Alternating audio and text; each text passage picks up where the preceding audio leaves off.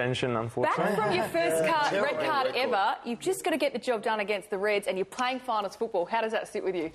It's brilliant. It's what this league's about, making the top six. I think mathematically it's always around that 36 points. So it's not rocket science. Well, the great thing for you, Thwaitie, is it's in your hands.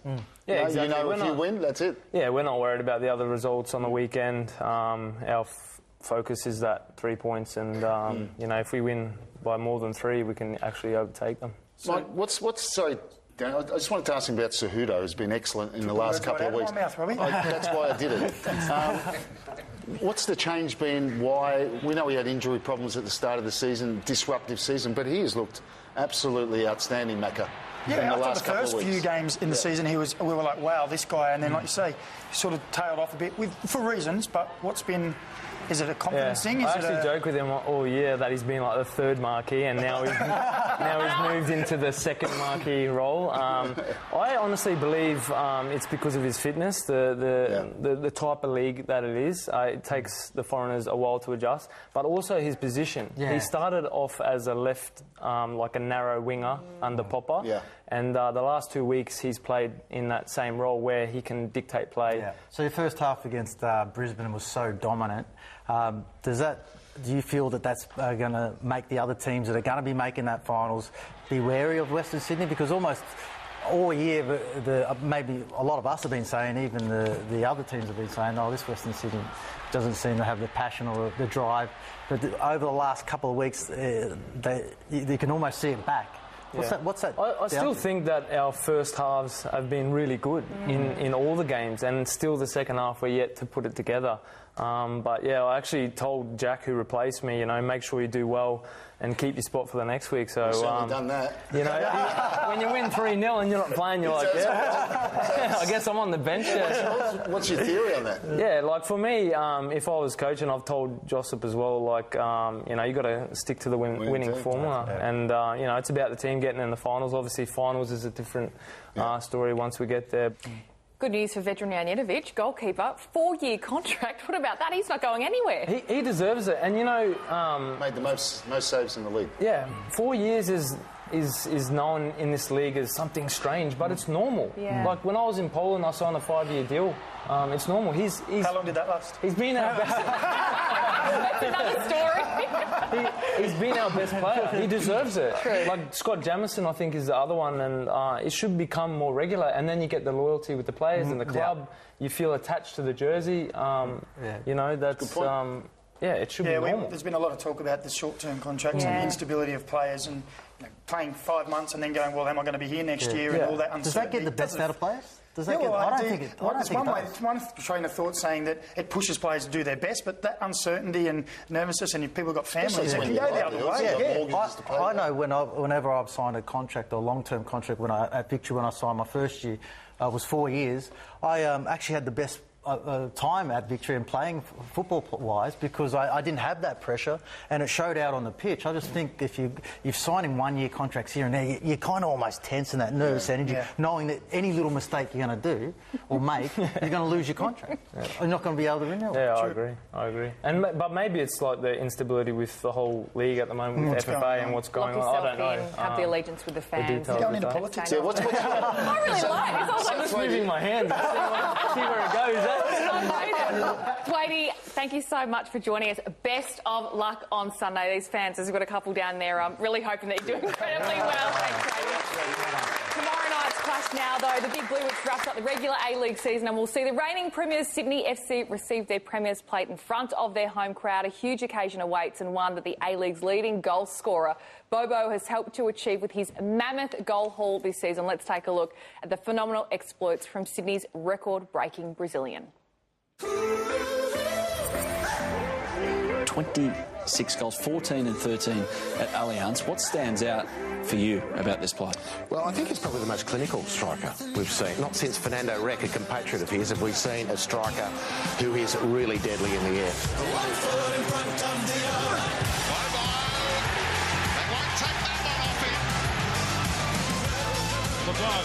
Onside, that's fine. Superb goal. Chance, header, Bobo equals the record. scored for the most A-League goals in an entire season. An important block, and the follow-up shots from Bobo, the all-time greatest goal scorer in an A-League season. He can't stop scoring. What a player, Bobo. 26 goals. It really is unbelievable. Sydney, they were back to their scintillating best. Huge game coming up on Saturday as well. Perth Glory host Brisbane Roar. Both of these sides, Robbie, are fighting to keep it's a big game, their and they've finals got to, hopes and their seasons alive. They both win. What the Perth Glory, I mean, if you look at the balance of both teams, Perth Glory looked pretty damn good Perth against will the win Newcastle this game. Jets. I think Perth will win. Yeah, I think given the form they've had, and Brisbane will pour against the Wanderers, and Brisbane have made a great effort to come back, but I think Perth will win. Yeah, they had two completely contrasting attitudes, it seemed, last week, wasn't it? Before the game even started, Raw seemed to be down and out and sort of miserable, and there was no enthusiasm there.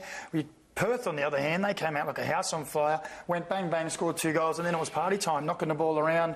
There was one that was like 495 passes that Keogh should have scored at the end, would have been the team goal of the century. And that would have been your news by numbers as well.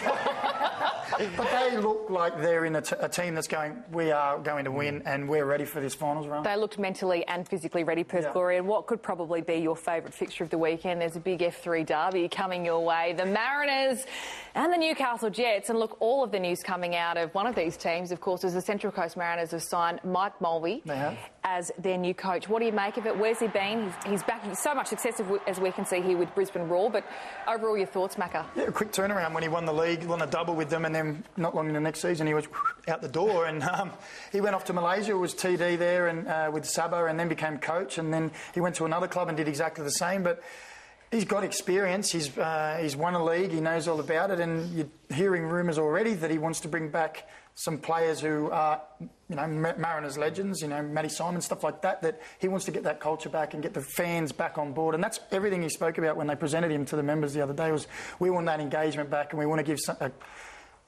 the fans something to be proud of again. It's something to really hold on to. I thought you were about to say that he wants you back.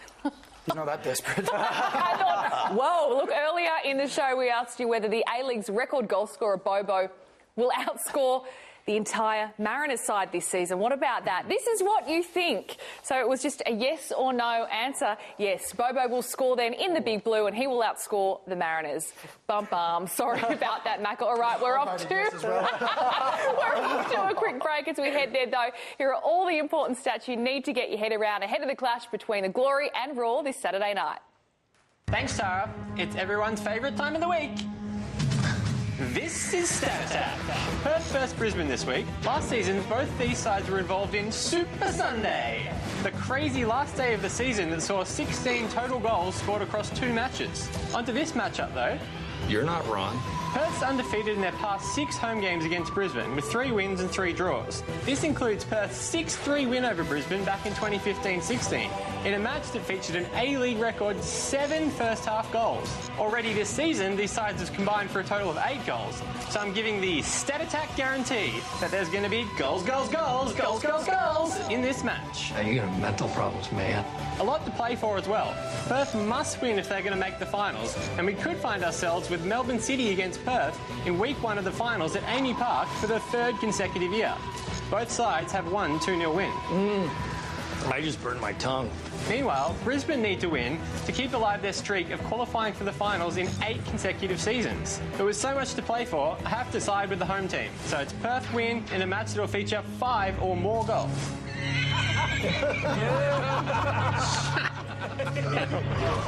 Still going. Salah's there. And it's the away goal for Liverpool in front of their fans. What's the colour of the card going to be? It's red. It's a sour end to Sevilla's Champions League campaign. Oh, he does that! It's 3-3! He's level it up in the second. Unbelievable! Ronaldo scores! Real Madrid are going through! Yeah, most Solar and Roberto Firmino break Man City's heart. Spanish giants Barcelona are dumped out. Ronaldo saves Real Madrid and Bayern lock in their spot. High drama and a couple of blow-ups to boot. And to give us a full wrap of all of it right now, we're joined by Max Rushton. Maxi, welcome. Well, just when it looked like Juventus would pull off a stunning Champions League comeback, up steps Cristiano Ronaldo. I mean, it's extraordinary, isn't it? After the first legs of these games, we were like, the Champions League's a bit boring. 3 of these games are kind of finished already. And then after what happened on Tuesday night, last night, you thought it couldn't get any more exciting. And then Juventus at Real Madrid is just extraordinary. This is the quickest goal Real Madrid have conceded at home in the Champions League. Mandzukic, he gets another one. Keylor Navas is at fault there. He's at fault again for Juventus' third goal. I mean, Juventus were only good for 10 minutes against Tottenham, and here they are 3-0 up away at Real Madrid. This is the moment that everyone's talking about. Yeah. Michael Oliver, the English referee, gives a penalty. For me, it's a penalty. You know, the guy comes through the back of him. The nerves of Ronaldo in the 3rd minute of injury time, well, the 8th minute of injury time by then. It's just extraordinary, isn't it? And Buffon got sent off, obviously. What he said afterwards is really interesting. This is Buffon's quotes after the game. To award such a doubtful or super doubtful penalty just ahead of the final whistle to destroy the work of a team who gave you everything, you have to have a rubbish bin instead of a heart. Buffon has not qualified which type of bin. We don't know if it's a wheelie bin, a pedal bin, no hot ashes bin, just a general waste bin. Buffon, OK, look, Buffon's upset, understandably, because that is a terrible way to go out. Max, you're on the money, as you always are. Now, and I agree with you, after the first round we thought, oh, it's a bit boring, but wow, it started off with Liverpool, of course. That's the one I thought. I don't know what you thought. I thought that could be the one that maybe if City got an early goal, which they did, that they could turn around. But Liverpool, let's be honest, they're the real deal. Yeah, Liverpool to win 5-1 on aggregate against Manchester City is extraordinary. But you're right, of all the games, you thought this is the one that could turn, especially if City score early. Gabriel Jesus scores after 2 minutes. You think, right, here we go. There is a hugely controversial moment just before this goal and at the end of the first half where Leroy Sané scores. It's given offside and it's not offside, and no one understands the offside rule in the stadium. Pep gets sent to the stands. He doesn't even have a walkie-talkie. The away goal kills it. Salah has been brilliant this season. Firmino as well. It's a tremendous result for Liverpool, and the Liverpool fans, you know, they believe. They remember 2005, Istanbul. No one really gave them a chance. No one gave them a chance against Manchester City over 2 games. They'd already beaten them once in the Premier League this season.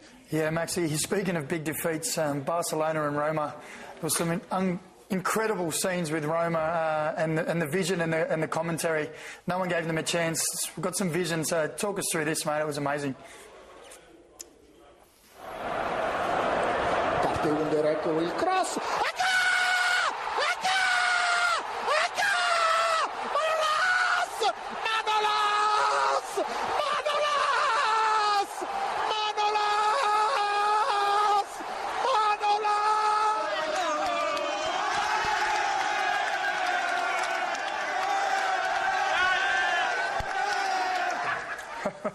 I mean, it's just so good, isn't it? I mean, you sometimes, I don't know if you find this if you work in football, you know, day after day, week after week, you need moments to remind you why we absolutely love this game. Yeah. And no one gave Roma a hope in this game at all. And they were very good. Barcelona weren't great. And that commentary is just fantastic. You know, they've been underrated as well, Roma. They won their group, remember, in the Champions League. They had Chelsea and Atletico Madrid in that. No one really thought they'd get through. I don't think they've conceded a goal at the Stadio Olimpico in Rome. Whoever gets drawn against them, that'll be a very tough game. It's miraculous. I mean, the whole 2 days were just, apart from the, you know, Sevilla-Bayern game, which, you know, that was just a normal set of football matches. It's been an extraordinary couple of weeks of Champions League football. Yeah. Hey, Maxi, look, you didn't give me the opportunity to explain about the whole Daza thing, so if you just hold up after the show, I can give you a call and we can sort that out. Okay. But just hot off the press, the Mexico Cup final. Can you tell us a little bit about that? I can. You know that I can't get enough. So I was watching Necaxa versus Toluca. Seriously, right? It's 0-0 after 86 minutes. The first time you see this, you will just... It's almost impossible to watch. it just makes you sad. Oh, this guy is called gosh. Santiago Garcia, and just look at the pain from this angle on his teammates. Oh, the poor man. It's the cup final. Look at it here. Oh, what can you do? I mean, it's just really sad. It's sad for him. It's sad for him that no one in Australia knew about him until 3 minutes ago. And now the only reason we do is because he did that. Listen, there's no time for books, so I'm just going to abuse my power and say hello to my father-in-law. Hi, Colin.